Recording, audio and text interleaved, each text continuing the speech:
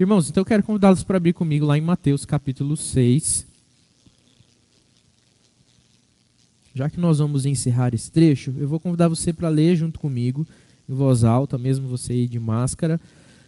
Mateus 6, do 9 ao 15. E o trecho que nós vamos falar hoje é especificamente os versículos 14 e 15, que, como eu disse, eles já não fazem mais parte da oração propriamente dita, mas eles falam de um assunto que ainda está dentro do mesmo trecho, né, do mesmo assunto da própria oração dominical. Então, Mateus capítulo 6, versículos 9 a 15. Vamos ler em voz alta? Diz assim, ó: Portanto, vós orareis assim: Pai nosso que estás nos céus, santificado seja o teu nome. Venha o teu reino, faça-se a tua vontade, assim na terra como no céu. O pão nosso de cada dia dá-nos hoje, e perdoa-nos as nossas dívidas, assim como nós temos perdoado aos nossos devedores. E não nos deixes cair em tentação, mas livra-nos do mal, pois teu é o reino, o poder e a glória para sempre. Amém. Porque se perdoardes aos homens as suas ofensas, também vosso Pai celeste vos perdoará. Se, porém, não perdoardes aos homens as suas ofensas, tampouco vosso Pai vos perdoará as vossas ofensas. Muito bem, então esse é o trecho que nós vamos tratar. Esse trecho do versículo 14 e 15, eles fazem conexão direta com o versículo 12, que diz ali: perdoa-nos as nossas dívidas, assim como nós temos perdoado aos nossos devedores. E aí ele repete lá no 14 e 15 praticamente a mesma ideia, mas ele apresenta isso de uma outra forma, como se ele quisesse explicar melhor esse trecho. Que ele diz assim: porque se perdoardes aos homens as suas ofensas, também vosso Pai celeste vos perdoará.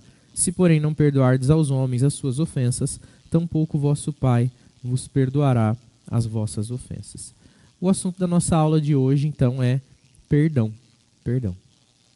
O perdão é um exercício não só importante, mas necessário, essencial na vida do crente. Deveria ser um exercício na vida de todas as pessoas. Perdoar faz bem, né? Não faz bem só para o crente, faz bem para todo mundo. Mas o cristão, ele tem essa obrigação. E nós vamos entender na aula de hoje o porquê que o crente precisa aprender a perdoar, que é importantíssimo. Mais do que importante, ele é um sinal de algo muito, muito especial na nossa vida. E aqueles que não perdoam, então não demonstram esse sinal, e por consequência a gente pode ir entendendo uma série de coisas que a Bíblia vai nos explicar. Só que nós vamos concordar aí que perdoar não é um exercício fácil, não é verdade? Talvez é fácil você perdoar alguém que esbarrou em você. Talvez é fácil você perdoar alguém que sem querer pisou no seu pé. É fácil perdoar alguém que falou uma coisa e não quis soar daquele jeito e você percebeu que foi só um mau jeito de se expressar. Mas quando a ofensa começa a ficar mais intensa, quando a ofensa fica mais clara da intencionalidade dela, quando a ofensa é ainda mais rasgada, ou ainda até mesmo torpe, né, pejorativa, aí você começa a pensar assim, mas tem coisa que é complicado perdoar. Ou a gente perdoa e vem com aquela clássica, né, eu perdoo, mas eu não esqueço. Eu perdoo, não esqueço. Eu lembro exatamente cada coisa que você me fez. Será que isso é o verdadeiro perdão? O que é perdoar de fato? E a gente tem um modelo de perdão. O modelo de perdão é o perdão de Jesus por nós. E é com base nesse modelo que nós vamos falar sobre perdão. Não dá para ser diferente. Não pode ser um modelo de perdão baseado no que eu acho que é perdão, nem no que você acha que é perdão, mas o que a Bíblia diz para nós, o que é o perdão. E quando a gente caminha pelo mundo em fidelidade ao Senhor, nós seremos ofendidos. Porque aqueles que não amam o Senhor, eles odeiam o Senhor. Mesmo aqueles que você fala assim, não, mas o meu vizinho, o meu amigo, o meu parente que não é crente, ele não odeia Jesus, ele até fala que acredita e tal.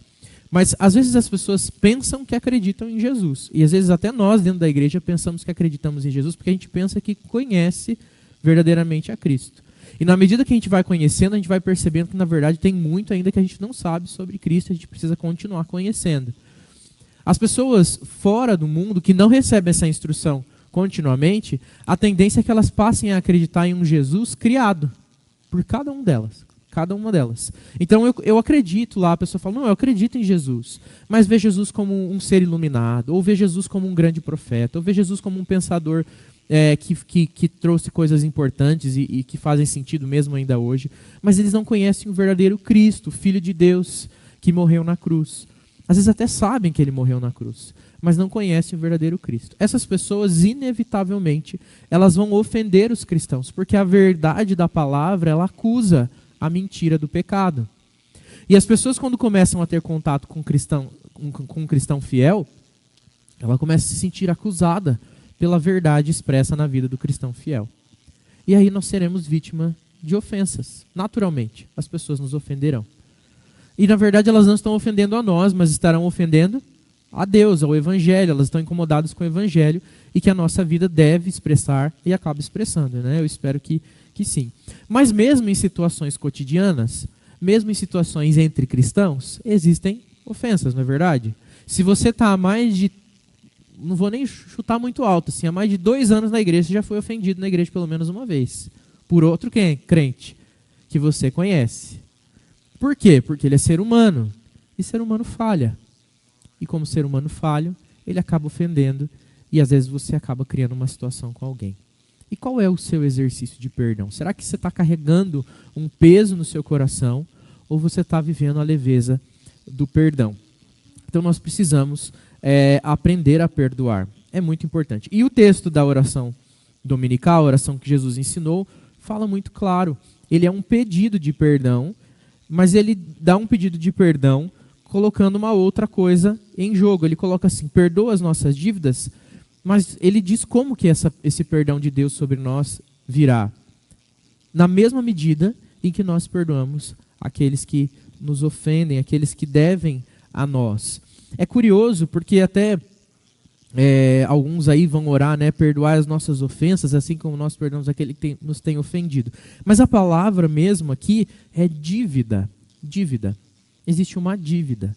Perdoa as nossas dívidas. Então será que aqui está realmente falando de pecado? Ou está falando de algum outro tipo de coisa? O que vocês acham? Se alguém quiser falar, inclusive lembrando disso, né?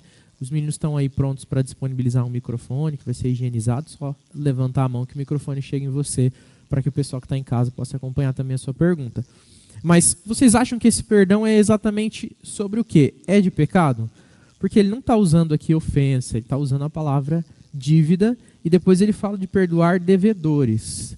Então, sobre o que exatamente esse texto do Pai Nosso está falando?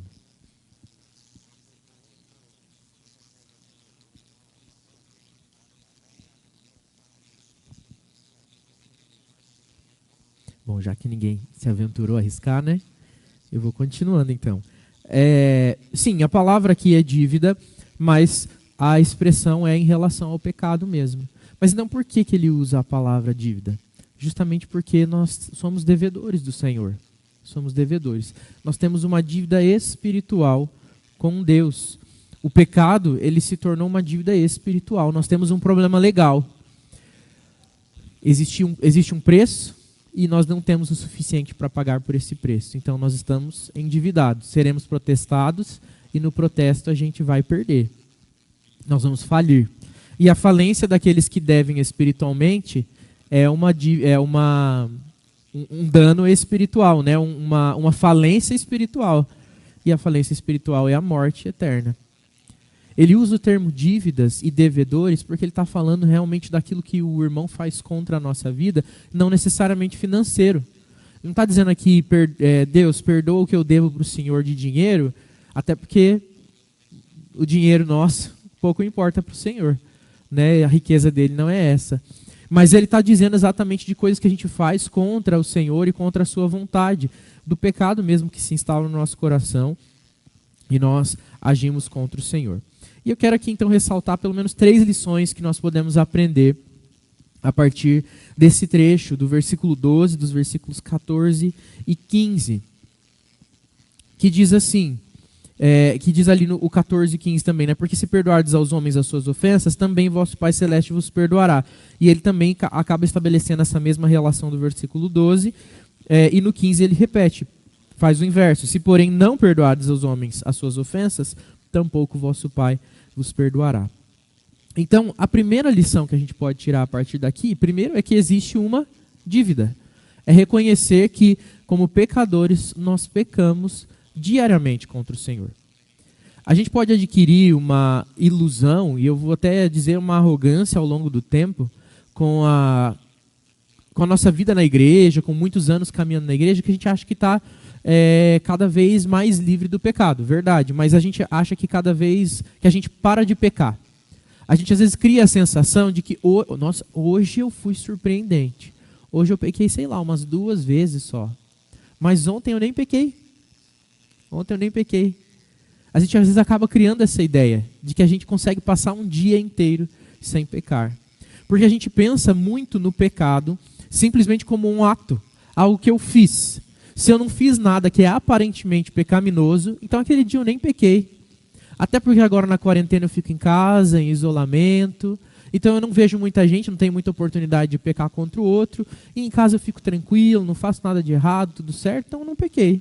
A gente acaba criando essa ideia na nossa mente, que simplesmente pelo fato de não fazer nada, nós não pecamos. Mas o pecado também pode se manifestar justamente por não fazer nada. A omissão também pode ser pecaminosa.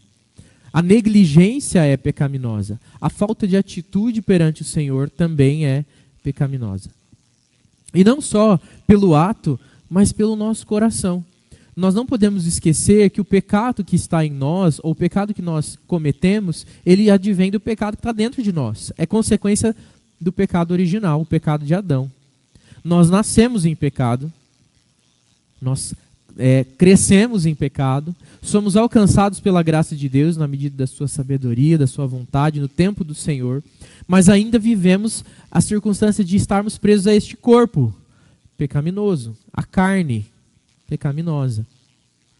Nós não somos mais escravos do pecado, mas ainda somos afligidos pela tentação de pecar constantemente. Então o pecado não é só quando você foi lá e ofendeu o irmão, mas quando você também deixou de pregar o evangelho, você pecou contra o Senhor. Pecou pela omissão, pecou pela negligência. Quando você deixou de ter uma vida consagrada, comprometida, com Jesus, na sua vida diária, você pecou contra o Senhor. E não foi por algo que você fez, mas justamente por algo que você deveria ter feito e não fez.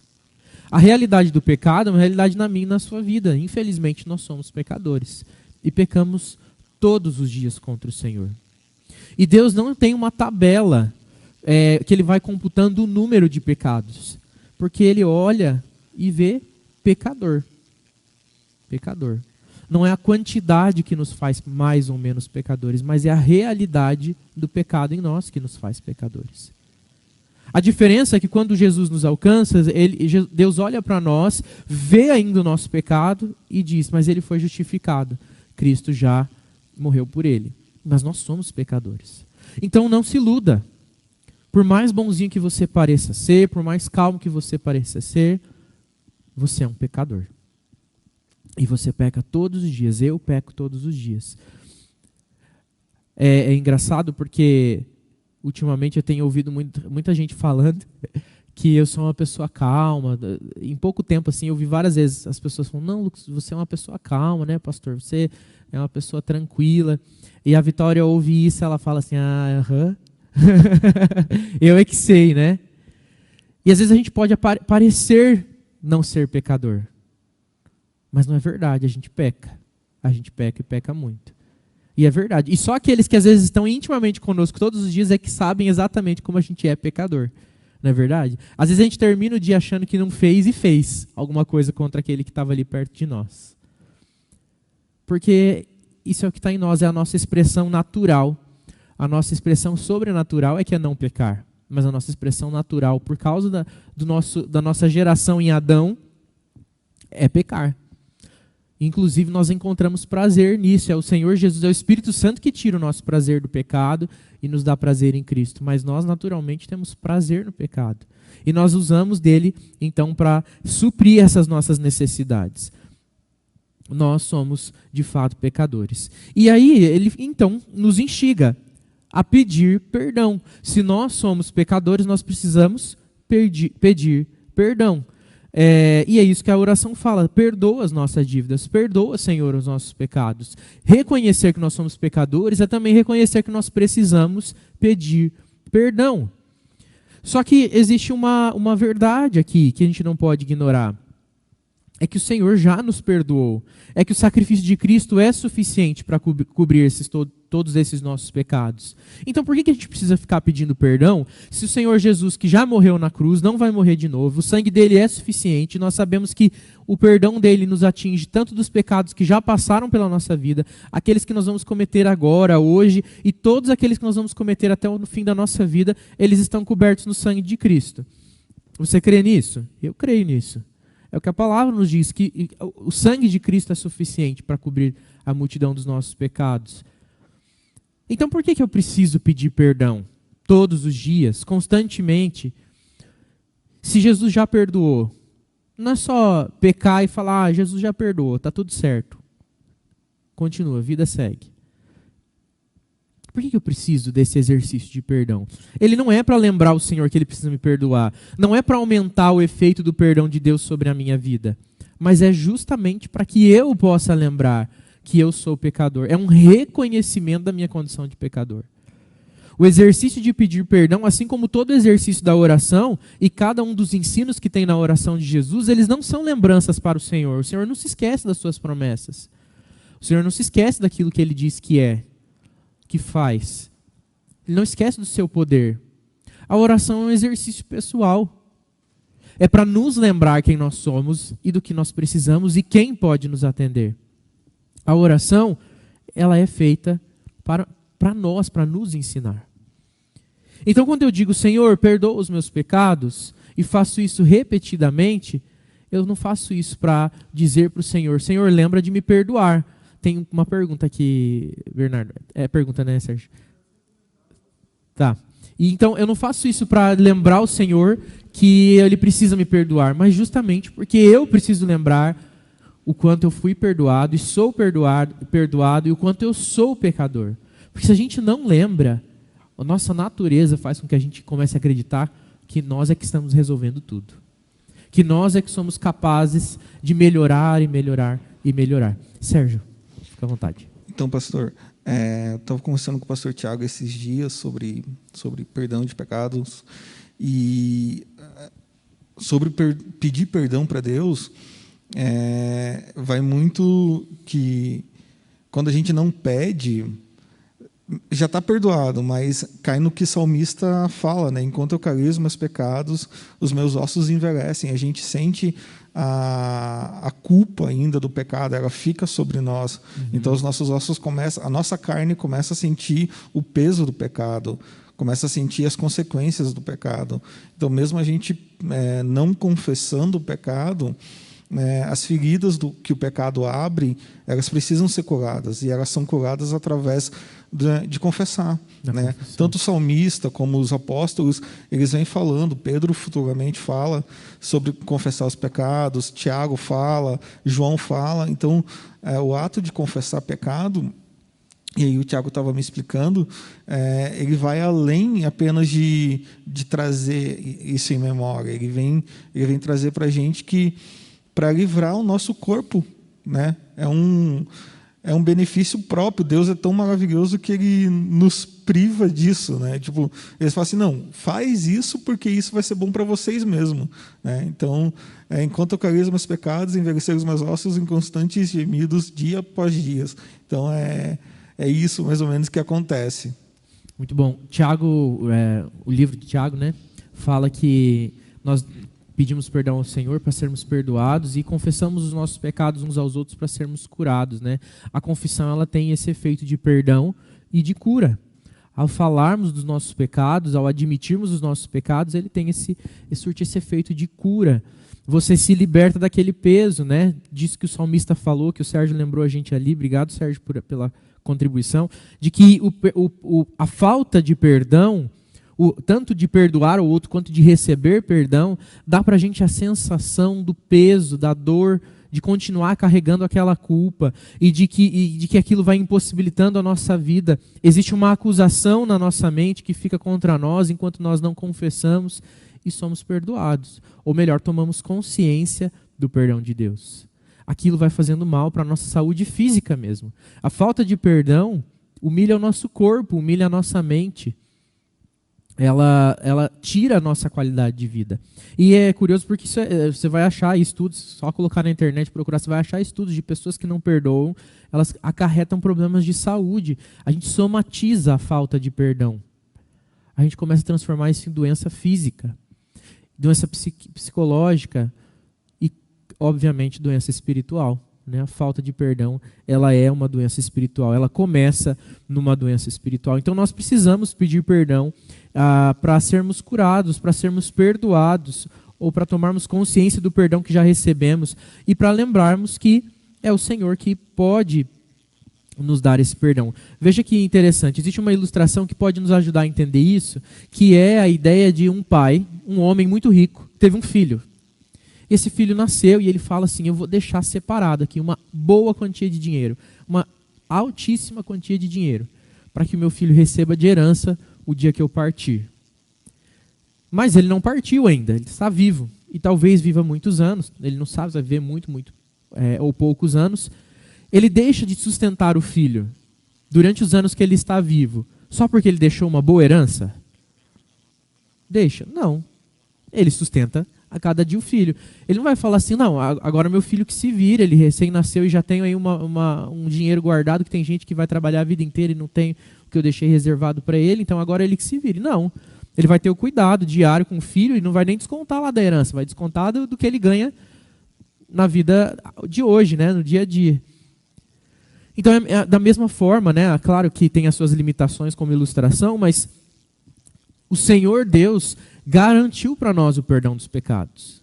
Não tem pecado que eu e você possamos cometer que seja grande demais para o Senhor não perdoar. Uma vez alcançados pela graça, nós somos totalmente atingidos, impactados e transformados pela graça. A gente não consegue fazer com que o sangue de Jesus se torne insuficiente pelo nosso muito pecar. E isso não deve ser para nós uma autorização ou um alívio do tipo, agora eu posso pecar à vontade. Está bem perdoado, nada vai desfazer. Mas deve nos constranger a não querer não querer pecar mais, para que nós não sejamos negligentes com aquilo que nos foi dado. Da mesma forma que alguém que recebe uma grande herança não fica confortável para esbanjar a sua vida toda. Mas ele, por constrangimento, fala, eu vou valorizar os recursos que meu pai me dispôs. Que ele batalhou e trabalhou para me dar.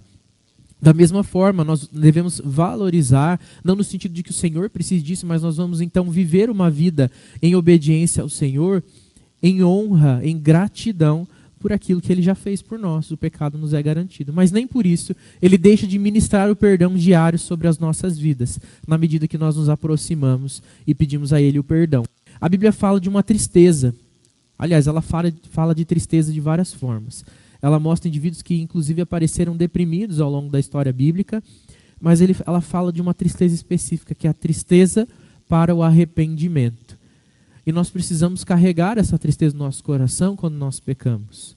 É a tristeza que nos leva para o arrependimento. Não é simplesmente um pesar, um remorso, mas é uma contrição do coração, um quebrantamento daquele que pecou, reconhece que fez algo de errado, que não é digno, mas sabe que ainda assim a graça de Jesus o alcança com perdão.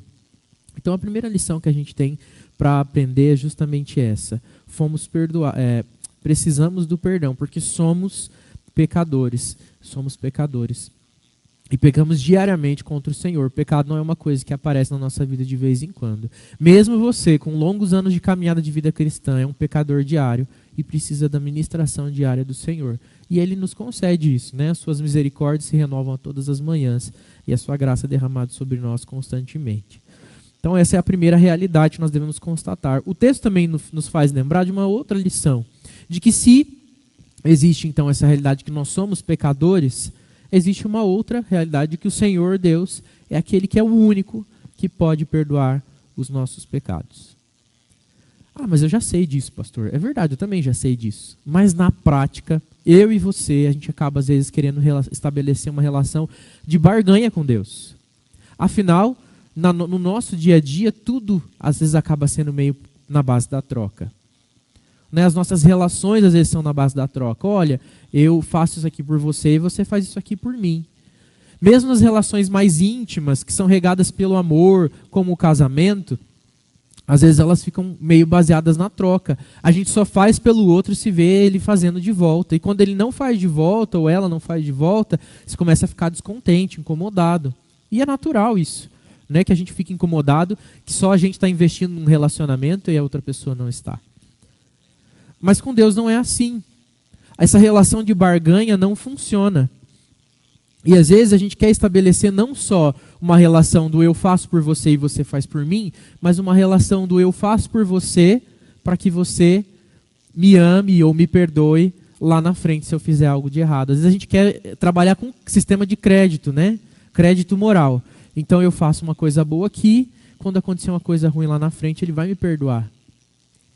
E a gente espera que as pessoas façam isso. E a gente quer estabelecer essa mesma relação de troca com o Senhor. Olha, Deus, eu estou indo na igreja. Quem nunca teve essa oração de revolta aí, né, num momento de crise, fala, Deus, eu estou lendo a Bíblia, eu estou orando, trabalhando um monte na igreja, me desgastando, fazendo isso, fazendo aquilo, e o Senhor não está me abençoando. E essa crise está acontecendo, está faltando isso, ou estou tendo essa dificuldade, ou essa relação aqui está conturbada, ou lá no meu trabalho. Nós queremos que essa troca volte, a gente quer a via de mão dupla. A gente fica cobrando Deus como se Ele nos devesse alguma coisa. Mas é nós que pedimos perdão pelas nossas dívidas, não Ele que nos deve alguma coisa. Mas Ele ainda assim nos abençoa. Só que a relação de perdão, de amor do Senhor, ela não vem na base da troca. Ela não vem na base da troca.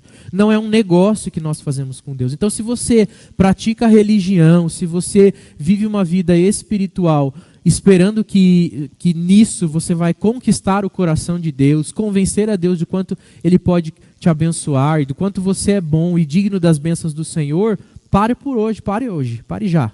Não está adiantando nada, você está gastando o seu tempo. Não funciona assim com Deus. Nós não fazemos as coisas para barganhar com o Senhor. Você não é tão especial assim a ponto de achar que tudo aquilo que você fez vai convencer o Senhor de abençoá-lo. O Senhor faz isso na medida da sua graça, da sua bondade, da sua benevolência e da sua vontade. E é muito fácil a gente passar por isso, né? Eu admito que já passei por isso. A gente olha e fala assim, nossa, a gente faz tanta coisa, tá lá se doando e parece que tem hora que dá tudo errado. A gente fica revoltado, incomodado. Mas a culpa não é do Senhor. A culpa é nossa, que queremos que o Senhor seja como nós, que trabalha na base da troca e da barganha, e a gente quer barganhar espiritualmente. Então, não combina. Com Deus nessa relação, não combina. E essa ideia, então, da dívida, ela precisa vir na nossa mente constantemente. Por quê? Porque daí a gente lembra que não é o Senhor que nos deve nada. É nós que devemos a Ele. É uma dívida espiritual que nós estabelecemos com o Senhor a partir do pecado e não tem nada que possa pagar. Não é o nosso muito trabalhar que vai pagar as nossas dívidas com o Senhor.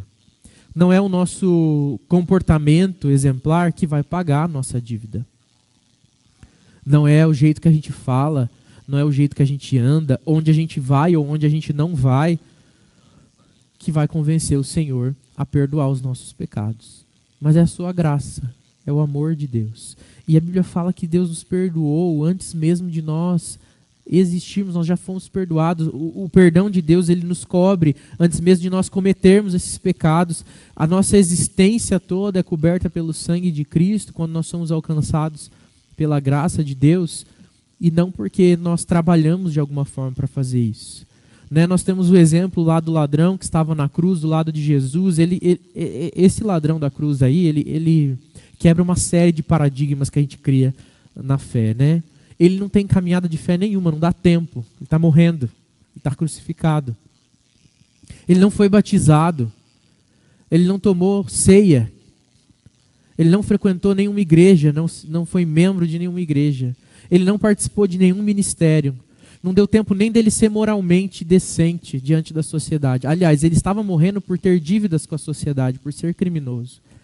Mas o Senhor olha para ele e vê um coração arrependido, que reconhece Jesus como Salvador e diz, ainda hoje estarás comigo no paraíso.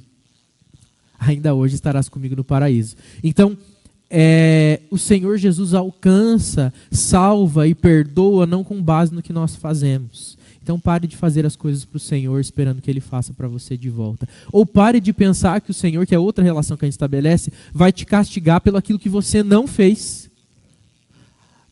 Né? Isso acontece muito, e muita gente chega para pedir conselho e você vê claramente esse pensamento. Pastor, aconteceu tal coisa ruim comigo essa semana e eu fiquei pensando, acho que é porque eu não assisti o estudo de quarta. Eu sempre assisto, mas nessa semana eu não assisti. E aí parece que Deus está ali, né? Sempre olhando, vou castigar. Quem que errou essa semana? Quem que errou? Ah, fulano não assistiu, então hoje eu vou deixar a semana dele mais difícil, porque ele não viu o estudo de quarta. Ah, ele não assistiu a escola bíblica, então eu vou lá e vou fazer com que um assaltante assalte ele, para ele lembrar que ele tem que assistir a escola dominical. Como se Deus fosse um policial que ficasse medindo o que a gente fez e o que não fez. Quem perde, irmãos, de não assistir à escola de quarta, o domingo de manhã, de viver a vida cristã, a fé e ser alimentado, somos nós. O Senhor Deus não fica procurando o que a gente está fazendo para nos castigar nessa mesma medida. Não é isso. Não é assim que funciona. Então nós não precisamos viver essa vida preso na religiosidade como se isso fosse garantir o nosso perdão. E da mesma forma que o fato de nós sermos alcançados pela graça não nos faz pecar mais, tranquilos, com a consciência livre, porque Jesus já nos perdoou mesmo, o fato também do Senhor não medir as nossas façanhas para contar, para que nós possamos contar com o perdão dele, nos faz ser irresponsáveis com a vida de serviço. Nós não vamos deixar servir na igreja porque isso não conta mesmo. Deus não está olhando. O pastor falou que não tem problema não trabalhar na igreja. Que não tem problema eu não me envolver. Que não tem problema eu não fazer A, B e C. Porque o Senhor Jesus não me perdoa, não me abençoa, não me salva pelo meu fazer. É justamente o contrário. Constrangidos por tão grande amor que nos alcança, independente das nossas atitudes, que nós sirvamos mais. Que nós tenhamos uma vida ainda mais compromissada, ainda mais entregue nas mãos do Senhor, para que nós possamos, então, honrá-lo em gratidão. A relação de dívida, ela se dá moralmente de maneira igual. Vamos pensar aqui, um exemplo bem bobo, né? Se eu tirar o meu sapato agora e acertar ali na Heloíse, você não vai ficar feliz não, né, Heloíse? Mas eu posso pedir perdão para ela vai ficar aborrecida comigo. E aqui a gente trata, vai ser até meio escandaloso, né? Tá lá na internet, vocês estão aqui, vai ser meio desagradável. Mas se eu fizer a mesma coisa, se o presidente estiver passando ali na frente, numa passeata, e eu tirar o meu sapato e tacar nele, a conversa vai ser um pouquinho diferente, né? Por quê? A ofensa foi a mesma, mas a figura ofendida é outra. Quanto maior a autoridade, não importa o tamanho da ofensa. A gente paga mais, né? Eu estou vendo algumas caras aqui, mas não quer dizer, não vamos colocar em questão a dignidade do presidente, né? Se a gente gosta ou não, estou falando do cargo dele, né? Mas se você acerta aí uma pessoa que tem grau de importância maior, a sua ofensa toma outro tipo de proporção. Então você pode praticar a mesma ofensa contra outro. Mas a ofensa que nós praticamos contra Deus, na medida da sua autoridade, ela se torna ainda maior, mais ofensiva e cada vez mais impagável, inalcançável de ser paga. E é por isso que precisa de um preço tão alto, o preço do sangue do próprio Filho de Deus, para nos perdoar. Então, se nós somos devedores diários do Senhor, se nós temos uma dívida impagável com Ele, Ele mesmo providenciou o perdão dessa dívida impagável com um altíssimo preço, incalculável. Uma vez eu ouvi alguém falando que achava um absurdo aquela música que diz: eu nunca saberei o preço dos meus pecados lá na cruz. Porque fala, não, a gente sabe o preço, é o sangue de Jesus. É verdade, a gente sabe como foi pago, mas a gente não tem noção do valor desse sangue. A gente pensa que sabe o quanto custou. Mas nós nunca saberemos, primeiro, o que é morrer carregando todos os pecados da humanidade. E segundo, o valor do sangue do próprio Filho de Cristo é incalculável. E ele foi derramado por mim e por você. A nossa dívida foi paga. Existe uma única forma de pagá-la, e é no sangue de Cristo. E ele disponibiliza para nós gratuitamente. Gratuitamente. Graciosamente. E um amor incondicional sobre nós. Não depende de nós. Depende somente dele, do seu amor, da sua graça, da sua vontade e da sua bondade. Então, primeira lição, reconhecer que nós somos pecadores. Todos nós somos pecadores e pecadores diários contra o Senhor. Nós precisamos pedir perdão ao Senhor. Senhor, perdoa as nossas dívidas. Mas saber também que Ele é a segunda lição, então saber que Ele é o único que pode nos perdoar por completo. De saldar, né? de eliminar, de quitar a nossa dívida espiritual, dívida de morte, dívida que levaria toda a nossa vida. E que não há nada que nós possamos fazer então para convencer o Senhor. Não viva uma fé de obras para alcançar a salvação, mas viva uma fé de um salvo que pratica as obras de um salvo, de alguém que já foi alcançado, como consequência da salvação que você já recebeu. E a nossa terceira e última lição, ela vem do complemento do texto, que nós comentamos rapidamente lá no começo, mas agora eu vou explicar um pouquinho melhor sobre isso. Perdoa as nossas dívidas, assim como nós temos perdoado os nossos devedores. E repetindo ali o 14 e o 15, porque se perdoardes aos homens as suas ofensas, também vosso Pai Celeste vos perdoará. Mas se não fizerem isso, tampouco vosso Pai vos perdoará as vossas ofensas. Aqui existe uma relação condicional, não é verdade? Parece então que se eu não perdoo, eu não sou perdoado. Se eu, na medida que eu perdoo, eu vou sendo perdoado. Então, como que a gente pode afirmar que a graça de Deus ela não é condicional se aqui existe uma condição? Tem uma contradição aqui? Qual que é o problema aqui? O que está acontecendo aqui? Abre comigo lá em Mateus capítulo 18, um pouquinho mais para frente aí de onde nós estamos. Existe uma parábola que Jesus conta em Mateus 18, que vai nos ajudar a entender um pouquinho melhor sobre essa concepção do perdão.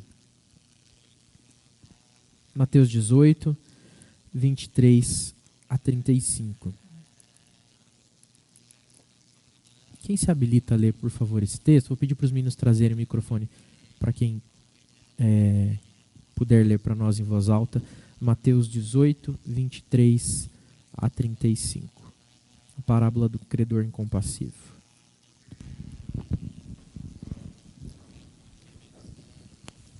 Isso, por favor. A parábola do credor incompassivo. Por isso, o reino dos céus é semelhante a um rei que resolveu ajustar contas com os seus servos. E, passando a fazê-lo, trouxeram-lhe um que lhe devia 10.000 talentos. Não tendo ele, porém, com que pagar, ordenou o Senhor que fosse vendido ele, a mulher, os filhos e tudo quanto possuía, e que a dívida fosse paga. Então, o servo, prostrando-se reverente, rogou: sê paciente comigo, e tudo te pagarei. E o senhor daquele servo, compadecendo-se, mandou-o embora e perdoou-lhe a dívida. Saindo, porém, aquele servo, encontrou um dos seus conservos que lhe devia 100 denários. E, agarrando-o, o sufocava, dizendo: paga-me o que me deves. Então, o seu conservo, caindo-lhe aos pés, lhe implorava: sê paciente comigo, e te pagarei. Ele, entretanto, não quis, antes, indo-se, lançou-o na prisão, até que saldasse a dívida. Vendo os seus companheiros o que se havia passado, entristeceram-se muito e foram relatar ao seu senhor tudo o que acontecera. Então, o seu senhor, chamando-o, lhe disse: servo malvado, perdoei-te aquela dívida toda porque me suplicaste. Não devias tu, igualmente, compadecer-te do teu conservo, como também eu me compadeci de ti? E, indignando-se, o seu senhor o entregou aos verdugos, até que ele pagasse toda a dívida. assim também meu Pai Celeste vos fará, se do íntimo não perdoardes cada um a seu irmão. Obrigado, Josi. Muito bom. Então nós temos aqui uma parábola que Jesus contou para falar sobre o perdão. E a ideia da parábola, ela permeia a mesma ideia que é exposta na oração dominical. Tinha esse indivíduo que devia uma grande quantia de dinheiro. E ele fala aqui em 10 mil talentos. 10 mil talentos era uma quantidade de dinheiro que equivalia em torno de 20 anos de trabalho ininterruptos. Ele teria que trabalhar 20 anos e dar o salário de todos os seus dias, né? Eles recebiam por dia. Então, ele devia dar essas suas diárias por 20 anos a esse devedor, a esse credor, melhor dizendo, para deixar de ser devedor dele. E ele recebe o perdão dessa dívida. O credor diz para ele, não, você pode, você está perdoado da sua dívida. Ele apela, ele diz, olha, não tem, uma quantidade muito grande, e ele é perdoado. Só que, saindo dali dessa conversa com o seu credor, ele encontra um outro servo, mas era servo dele, um conservo, né? Ele era servo de alguém, mas ele tinha um servo dele. E esse servo dele, ele devia muito menos, 100 denários. Ele usa outra medida aqui, o denário era uma medida do salário de um dia de um trabalhador, então 100 denários eram 100 dias de trabalho. Ele devia muito menos. Ele devia 20 anos e foi perdoado. O outro devia a ele 100 dias e ele fala, não vou perdoar, você vai ter que me pagar tudo. O Senhor fica sabendo disso e fala, eu fui misericordioso com você e você não foi misericordioso com o seu conservo. Você me devia muito mais, ele te devia muito menos e você não teve misericórdia. Então você quer misericórdia, mas não dá misericórdia. Então você vai me pagar tudo e vai ficar aí preso, né, debaixo do serviço dos verdugos ali para que ele fosse então e pagasse toda a sua dívida. Assim também meu Pai Celeste vos fará, se do íntimo não perdoardes a cada um a seu irmão. A ideia então aqui é justamente a mesma. A medida do perdão do Senhor, ela não é manifesta exatamente de acordo com a medida do nosso perdão. Mas a nossa capacidade de perdoar, ela é totalmente ligada à nossa conexão àquele que recebeu a salvação de Jesus. O que eu quero dizer com isso? Que se você é salvo em Cristo Jesus, uma evidência, um sinal de que você é salvo, é a habilidade de perdoar. Se você não é capaz de perdoar, então existe um sinal faltante de que você recebeu a graça e talvez você não a tenha recebido de fato. É justamente o que aconteceu com esse homem. Ele foi perdoado de uma dívida impagável, ele não teria condições de ficar 20 anos sem manter a sua família para pagar essa dívida. E ele foi perdoado, que é o que o Senhor fez conosco. Nós não temos condições de pagar a nossa dívida espiritual, mas ele vai lá e paga com o sangue do seu filho. E aí eu e você nos sentimos na tranquilidade, na autoridade de não perdoarmos a alguém que nos deve muito menos. O que esse texto está dizendo para nós, tanto da parábola quanto lá de Mateus 6, na oração dominical e na explicação depois da oração, é que não existe ofensa maior do que aquela que eu e você fizemos contra o Senhor.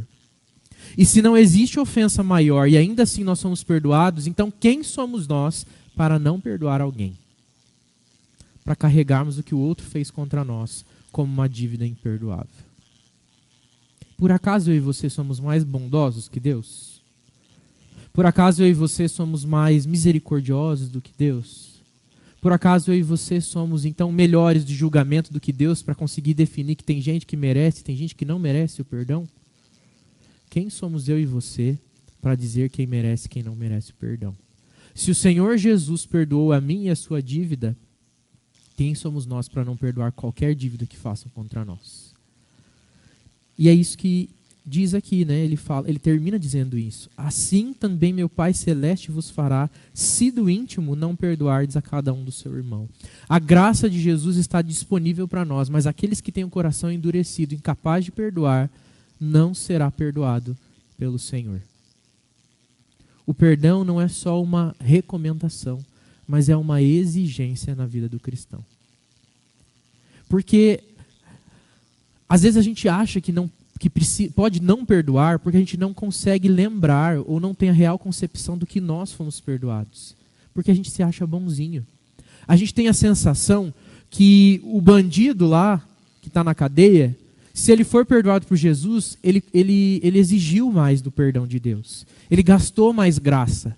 Para ele foram 30 quilos de graça. Para mim foi só 2, porque eu sou pouco pecador. Eu só fiz uma coisinha aqui ali na época da escola, de vez em quando falo mais duro com alguém, mas eu nunca fiz um grande pecado na minha vida. Então eu gastei menos graça do Senhor. E não é verdade isso. Não é verdade isso. A graça não é quantitativa. A gente não consegue medir a graça. E o pecado, ele é uma realidade, como eu disse, ele também não é quantitativo, embora a gente possa fazer um grande número de pecados, cometer um grande número de pecados, mas a realidade do pecado, ela é essencial, ela está em nós, e ela precisa ser retirada de nós, independente da quantidade de pecado que nós temos. Se você não perdoa, é porque você não sabe do que você foi perdoado. Se você acha que tem alguma ofensa que foi dura demais contra você, é porque você não tem concepção da real ofensa que você cometeu contra o Senhor, no momento que você pecou contra Ele. E não só pelo fato de você ser um pecador, mas de que, além de ser um pecador, eu e você continuamos pecando diariamente contra o Senhor, mesmo depois de termos sido perdoados, amados, cuidados, amparados no Senhor. A ofensa, ela se estende. Nós somos ousados diante do Senhor de continuar pecando ainda, sem pudor algum, e ainda achamos que temos alguma autoridade de não perdoar. Esse talvez seja o ponto crucial da fala da oração dominical. Além de reconhecer que eu sou um pecador, que só Deus pode me perdoar, eu preciso lembrar do que eu fui perdoado para que eu também possa exercer o perdão. Crente que não perdoa é do coração endurecido. Pode chegar lá no céu e receber a triste notícia que não vai passar da porta. Que vai ser destinado, não vai nem chegar no céu, né? Vai ser diretamente destinado à morte eterna. Crente do coração endurecido, além de ver os seus ossos envelhecerem e as dores tomarem conta do corpo pela falta de perdão, tanto de perdoar como de receber perdão, será condenado à morte. Não é verdadeiro cristão. É uma evidência, Bernardo, é uma evidência do seu Elias, aqui precisa de um microfone, por favor. É uma evidência de um cristão verdadeiro a habilidade de perdoar. Por favor, seu Elias. O que eu acho é o seguinte, que Deus concede graça aos humildes. E quando a pessoa deixa de perdoar, ela está exatamente fazendo o contrário, ela está sendo soberba. Ela acha que ela não deve perdoar, então é uma pessoa soberba. Justo. Então, claro que não vai receber a graça de Deus, se Ele concede graça aos humildes. Só isso. Justo. Muito obrigado, seu Elias. Bem colocado. A graça do Senhor é concedida aos humildes. E a falta de perdão é falta de humildade, né? É uma arrogância do coração. Eu vou ler aqui alguns comentários que foram feitos. Eu fui falando e acabei esquecendo de olhar aqui. O pastor Tiago disse assim, você gostaria que outras pessoas ouvissem o evangelho e o ensino da palavra? Sim, então não esqueça de dar like no vídeo e compartilhar nas traduções. Eu achei que era um comentário da aula e era para dar uma propaganda aqui, né? O Gabriel escreveu assim, pastor, nós somos um corpo, estamos ligados por Cristo. É certo pecados não confessados. É certo que pecados não confessados afetam negativamente a igreja local, os irmãos, que acaba sendo uma insubmissão aos líderes espirituais. Pecados não confessados, eles são uma insubmissão ao Senhor, né? Mais do que uma insubmissão aos líderes espirituais. E sim, eles afetam a vida da igreja. Quando um membro do corpo sofre, todo o corpo sofre junto. Só que o sofrimento, às vezes a gente pensa que é só quando alguém está triste, todo mundo fica triste junto. Ou quando alguém está passando uma dificuldade, todo mundo sofre junto. Mas é quando alguém peca, o corpo todo é danificado pelo pecado daquele irmão. Eu e você temos responsabilidade no corpo de Cristo. E se nós fazemos parte do corpo e vivemos em pecado, nós estamos sim afetando negativamente a vida da igreja, né? Nós somos responsáveis pelo não desenvolvimento ou pelo atraso de desenvolvimento da vida da igreja. Outro comentário do Gabriel diz assim, precisamos pedir perdão diariamente por causa dos pecados ocultos, sejam aqueles que esquecemos ou aqueles que cometemos sem saber que é pecado. O salmista fala, né, sonda o meu coração e vê se há em mim algum caminho mau. E guia-me pelo caminho eterno. A gente precisa ter o coração sondado. Uma sonda é o que procura, né? É o que vai aonde a gente não consegue ver. O Senhor precisa sondar o nosso coração, porque Ele pode nos revelar aqueles pecados que estão ocultos. Porque tem pecados que a gente comete e a gente não tem noção de que é pecado. Ou por falta de conhecimento da palavra, ou por não se perceber, ou por estar tão acostumado a pecar, naquele sentido, que a gente não toma aquilo mais como pecado. Não, para a gente é normal, isso é normal. E não é. A verdade bíblica vai nos dizer se é verdade, se é normal ou não, se é certo ou não. Então a gente precisa pedir mesmo a orientação do Senhor, e o próprio Espírito Santo nos orienta a respeito disso. Nós temos a contribuição também do Reinaldo Prado. Bom dia, Reinaldo. Ele diz aqui, precisamos tratar com seriedade pecados cometidos dentro da igreja. Muitas vezes as pessoas sabem e encobrem coisas sérias, então a pessoa continua a pecar e até mesmo algumas vezes até continuar trabalhando na igreja como se nada tivesse acontecido. Isso adoece o corpo da igreja. Isso tem a ver com o que eu estava dizendo ali, né, a respeito do pecado que você comete. E não confessa, você afeta sim o crescimento espiritual da igreja como um todo. A sua hipocrisia traz problema para toda a vida da igreja. Mas é o meu pecado, não é o pecado do outro. Mas você faz parte de um corpo, de uma família da fé. Então confesse o seu pecado. Não adie para acertar a sua vida com Deus e com o irmão que você, por acaso, tenha praticado a ofensa contra, ou que tenha sido seu cúmplice na hora de pecar. Mas se arrependa, confesse, conte, leve ao Senhor, e se for necessário e possível, né, procure a sua liderança também para poder confessar o seu pecado e buscar orientação para renovar a sua caminhada com Deus. Às vezes a gente comete pecados que a gente precisa de alguém junto para nos ajudar a reconduzir a caminhada, a continuar caminhando. E pedir ajuda não é fraqueza. Bem pelo contrário, só os fortes pedem ajuda, porque eles admitem que precisam de ajuda, né? Agora quem é fraco fica com o ego ferido se pede ajuda. Agora quem é forte não.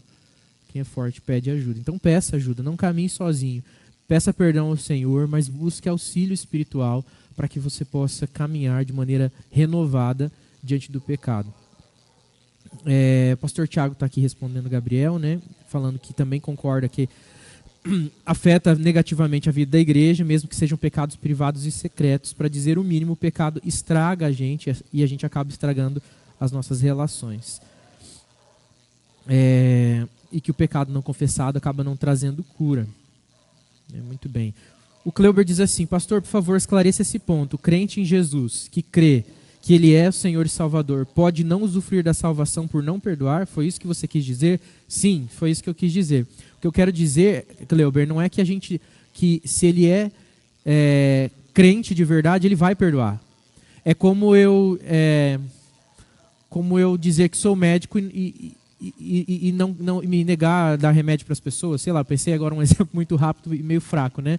Mas me negar a cuidar das pessoas. É eu dizer que sou pastor e vir aqui e ler tudo menos a palavra, né? E ensinar vocês sobre um outro livro, ensinar vocês sobre pensamentos de homens filósofos e tal, e não falar sobre a palavra. O crente que não perdoa, ele tem uma evidência de não ser um crente, ele é um religioso talvez. Ele está acostumado com a vida da igreja, com os conceitos da vida da igreja, mas ele provavelmente não foi alcançado com a verdadeira salvação. Então o que eu quero dizer é que na verdade você precisa avaliar a sua vida espiritual, se você não perdoa, se você realmente foi salvo ou se você só está acostumado com um ambiente religioso. Eu não quero dizer que você perde a salvação, porque a gente não perde salvação se você deixar de perdoar. Estou dizendo que você está minimamente com esfriamento espiritual e possivelmente com uma vida religiosa e não verdadeiramente salvo, né? Então, Cleuber, a pergunta sua ela é pertinente, porque pode dar essa confusão aí, né? Não estou dizendo que se você é crente e não perdoar, você perdeu a sua salvação. Mas eu quero lembrar você que se você é crente e não está perdoando, você está afastado do Senhor. Você está em desobediência total do Senhor.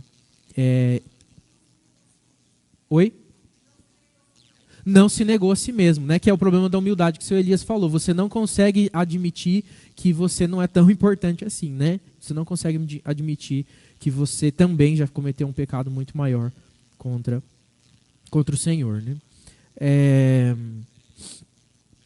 Tem mais alguns comentários aqui, mas são interações do pessoal aqui no próprio chat. Eu vou deixar passar essa para a gente não se delongar. Alguém mais quer contribuir com alguma coisa?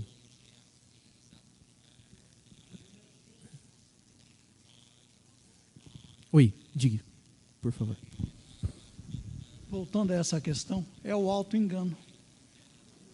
É o quê, desculpe? Auto-engano. Auto-engano. Eu gosto de viver enganado. Eu gosto de me enganar. Quem não é capaz de perdoar, nem confessar pecados, ele não é crente. Simples assim. Exato. Não tem meia palavra, Ele né? pode ser religioso. Isso é Mas outra não história. crente, né? De Mas não é verdade. crente. É porque se eu não sou capaz de Ele não perdoar, recebeu a graça da salvação. eu não tenho concepção do que é perdoar, né? Eu não sei realmente o que é perdoar. Eu não consigo reproduzir aquilo que eu não conheço. Então, se eu não consigo perdoar, é porque eu não conheci o verdadeiro perdão. Se eu não sou capaz de pedir perdão e de conceder perdão, é porque eu não conheço o verdadeiro perdão. Mas se eu sei como que é ser perdoado e perdoar, então eu vou ser liberal com o perdão. Vou liberar perdão sobre a vida das pessoas com facilidade, porque eu sei o que é ser perdoado verdadeiramente. Então, não tem como você ser cristão e não ser perdoador, né? Analise mesmo a sua vida aqui. Deixa eu só perguntar, eu recebi uma mensagem aqui, eu quero saber se eu posso compartilhar publicamente essa mensagem, porque a pessoa me mandou internamente, mas é um testemunho interessante aqui.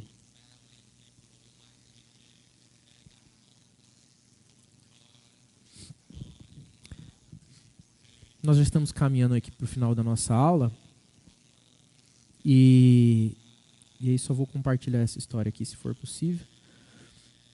Tem uma pergunta aqui do Gabriel que diz assim, ó, tinha um grupo de cristãos, não sei se puritanos ou outros, que faziam pública confissão de pecados na igreja para os irmãos. O que você acha dessa prática? Eu vou, antes de responder essa pergunta, eu vou lançar essa pergunta para os irmãos. Existem igrejas que fazem isso, existem pessoas, inclusive, que estimulam isso. O que os irmãos acham sobre a confissão pública de pecados? É opcional, é obrigatório, é importante, não é? Nós devemos confessar publicamente os nossos pecados? O que você acha? O que vocês acham? É perigoso? É perigoso. Diante de Deus?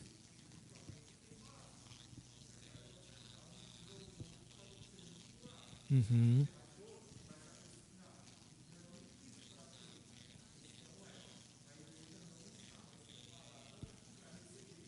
Uhum.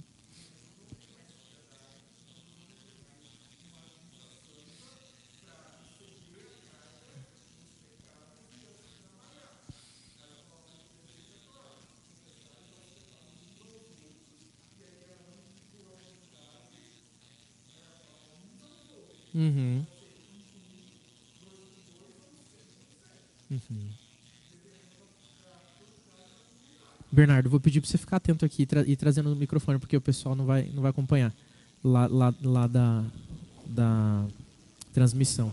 Só um pouquinho, Sérgio, desculpe.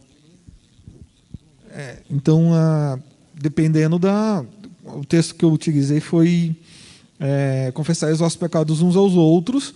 Aí depende da quantidade, enfim, depende da comunidade. Pode ser uma comunidade de 3 ou uma comunidade de 100. Uhum. Só que as comunidades não estão mais preparadas para isso. E hoje, invariavelmente, o ser humano, por conta de uma carga histórica, cultural, ele vai acabar optando por confessar ou por se abrir, né, vou utilizar essa expressão, se abrir com pessoas que ele tem mais confiança. Uhum. É natural. A gente tem 3 pastores aqui. Eu tenho mais intimidade com o pastor Patrick. Estou ganhando com intimidade com o pastor Tiago. Pretendo ganhar intimidade com o pastor Lucas. Isso é natural. Mas a palavra de Deus ela não dá brecha. Ela fala, confessais os vossos pecados. Então, assim, a igreja está preparada? Não. Mas a gente vai deixar de fazer isso? Não, a gente precisa buscar isso também. Muito bom. Luiz Alves também, por favor.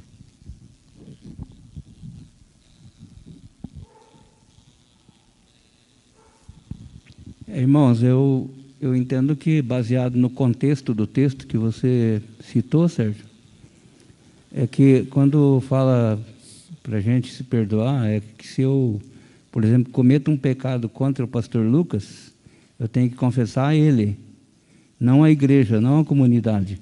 É assim que eu entendo esse texto, pastor. Talvez eu esteja errado, não sei. Mesmo porque, rapaz, se eu for confessar meus pecados para a igreja, eu não sei não, eu vou ter que mudar de igreja. É falar e ir embora, né? Porque pensamento mesmo... Às vezes a gente vem numa reunião na igreja e a gente peca até na reunião, né? Porque você fica... Eu tenho esse pecado, eu vou confessar aqui para vocês. Eu vou numa reunião da UPH, por exemplo, que só aparece 3, 4, eu peco contra os outros que não vão. Entendeu? Que me dá uns 10, 12, 15 tipos de raiva. Entendeu? E eu sei que é pecado isso. Não adianta dizer que não é pecado, porque depois à noite, antes de dormir, no outro dia, eu tenho que ficar pedindo perdão para Deus. E eu sou assim também, Deus sabe meu coração. E no outro dia, cada vez que eu vou orar, eu tenho que pedir perdão pelo mesmo pecado. Senhor, parece que Deus não perdoou ainda. Sabe? Aquele negócio de tão grave que é. Então, eu não sei, o pastor pode falar alguma coisa nesse sentido, mas eu entendo assim. Muito bom. A Carla aqui vai falar também, por favor, Carla.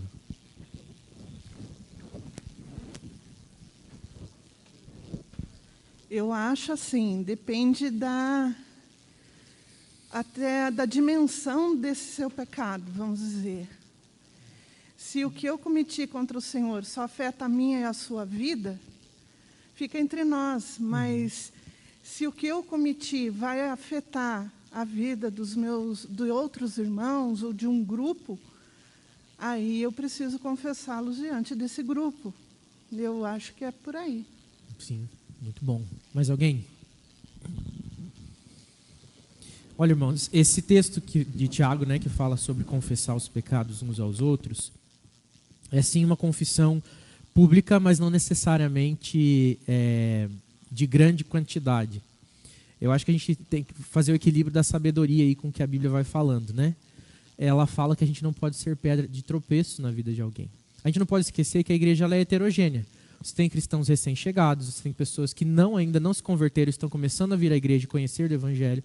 Você tem crentes de longa caminhada. Você tem pessoas que conseguem lidar com questões mais complexas, pessoas que não têm condição ainda e maturidade para compreender isso. E fazer uma exposição pública desmedida pode ser mais prejudicial do que curativo. Né? Então eu chegar aqui e começar a listar os meus pecados pode ser muito mais prejudicial do que curativo para a igreja.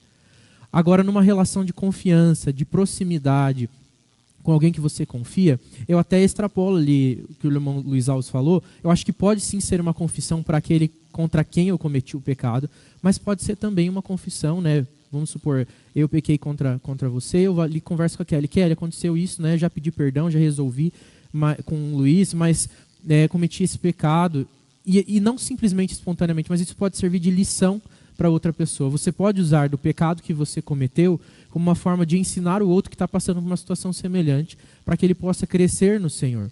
Não é simplesmente a confissão do confessionário, né? Eu vou lá na casinha com a telinha aqui, confesso, digo, pequei, né? Essa confissão ela não tem efeito perdoador, ela tem efeito curativo, então ela pode ser feita em comunidade, ela pode ser feita em conjunto. Mas eu acredito que você vir à frente da igreja e confessar o seu pecado simplesmente pelo ato de se expor publicamente, ele pode até ser improdutivo, desnecessário. É uma exposição desnecessária. Né? E a gente não consegue medir o quanto a igreja realmente pode lidar com isso, que foi o que o Sérgio falou, a igreja não está preparada, mas ela nunca vai estar. Ela nunca vai estar porque ela é heterogênea, e essa é a natureza da igreja. E tudo bem, não era para ser mesmo ela toda igual e todo mundo sempre maduro, porque ela é dinâmica, né? Tem gente chegando, tem gente crescendo, tem gente que já cresceu e tem gente partindo. E por isso a gente não consegue medir. Então faça isso em relações de confiança, em ambientes seguros. Até o pastor Tiago escreveu aqui, né? Eu gosto da confissão pública, mas controlada, feita ao grupo de irmãos que acompanham sua caminhada de fé, que mutuamente tem essa prática. Então sim, a gente pode confessar os nossos pecados em público, inclusive para quem a gente não cometeu o pecado, mas para a gente compartilhar daquilo que o Senhor nos ensinou, daquilo que nós estamos aprendendo com o pecado que nós cometemos, para compartilhar daquilo que a gente pode abençoar o irmão que está passando por algo semelhante. O fato é que a gente precisa confessar ao Senhor e receber desse perdão. Eu vou compartilhar, antes de fazer uma outra pergunta muito boa que foi lançada aqui, compartilhar um testemunho que eu recebi. Então, que diz assim: pastor, passei anos sofrendo por uma desavença e por falta de ser perdoada pelo meu irmão e por liberar o perdão. Hoje, mesmo não ouvindo do meu irmão o perdão, eu liberei o perdão a ele. E pedi perdão ao meu irmão, mesmo ainda não recebendo dele o perdão, me sinto perdoado em Jesus. O peso saiu das minhas costas e minha vida está diferente. E hoje tenho intercedido por meu irmão para que Deus opere em seu coração. A obra agora é de Deus. Eu achei interessante porque isso aqui, essa história, ela mostra essa perspectiva do perdão na justiça divina. A pessoa foi ofendida, né, sofrendo por uma desavença por falta de ser perdoada pelo irmão. Então, ela passou por uma situação ali com o irmão e não conseguia nem perdoar nem ser perdoada. Ela perdoou, pediu perdão e mesmo não recebendo, pela atitude correta, ela recebeu a paz do perdão. Veja que interessante que é isso, né? Então, realmente, o perdão liberta a gente. E não tem a ver com o outro nos perdoar, mas por nós sabermos que fomos perdoados em Jesus e fazermos a coisa certa. Um princípio que acompanha o perdão é o princípio da reparação. Mesmo que você pecou contra alguém que faz muito tempo, procure reparar a vida dessa pessoa naquilo que você cometeu um pecado.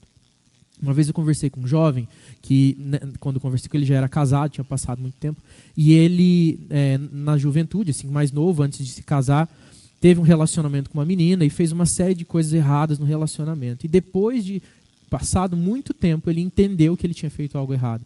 Ele foi lá, procurou essa menina com quem ele nem tinha muito contato mais e pediu perdão. O que é isso? É o princípio da reparação. Ele se reparou e isso fez diferença na vida da menina. Isso pode fazer diferença na vida da pessoa. Você não sabe o que pode ter causado aquilo que você fez na vida da pessoa. Tive um colega do seminário, inclusive, que ele era o típico menino que cometia bullying contra as pessoas na escola. Quando ele entendeu que isso era errado, ele foi lá, adulto, e foi pedir perdão para as pessoas que ele tinha ofendido na escola. Quantas pessoas talvez tenham crescido com aquela ofensa ecoando na cabeça, e ouvir um pedido de perdão de quem ofendeu pode fazer toda a diferença para a restauração da vida da pessoa.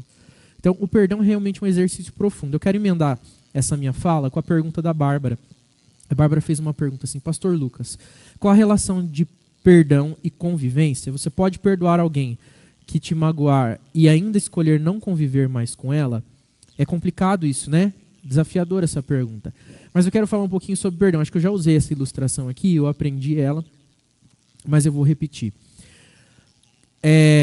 Um dono de supermercado descobre que um funcionário seu está roubando seu supermercado. Ele trabalha no caixa e ele descobre que cada vez que entra lá uma compra, ele conseguiu um jeito de desviar e está roubando dinheiro do mercado.